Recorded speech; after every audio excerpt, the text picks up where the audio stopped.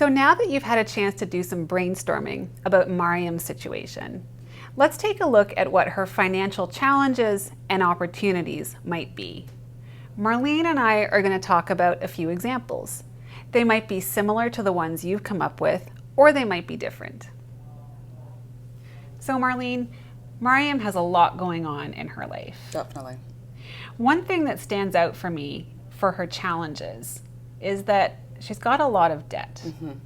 It's great that she's finished her master's program, and that's probably going to be a good boost for her later on for her employment.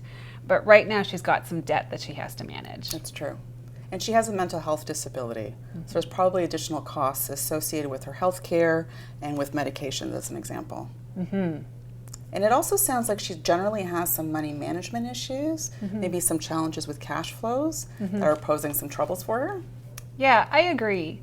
And maybe it's because her employment situation just isn't enough right now. That's right. So if she had a better job, maybe her cash flow would be improved. Mm-hmm. But Maryam does have some opportunities available. I think there's a few changes she could make that would make a big difference in her financial situation. One thing that comes to mind is we don't know if she's accessing the disability tax credit. Mm-hmm. If you're living with a disability, the DTC is one way you can access a whole range of supports and benefits. Right. And if she's up to date on filing her taxes, there's other income benefits that are available as well. That makes sense.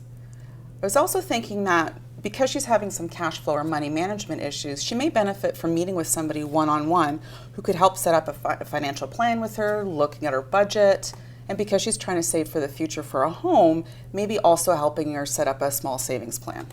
I agree. Some one-on-one help could be really beneficial for mm-hmm. her, especially if she's living with a disability. A little bit of extra support goes a long way. Agreed. But it sounds like to me that the big issue is the debt. It's really hard to save for the future if you can't manage the debt. So I would recommend she look into a credit counselor or a budget counselor in her community. Someone preferably from a not-for-profit agency who can really help get into her situation, manage the debt, and make a plan. Great point. So Maryam's got some opportunities. Agreed. Now that we reviewed Maryam's situation, feel free to pick another person and do this activity again. Or you can continue on with the rest of Module 2.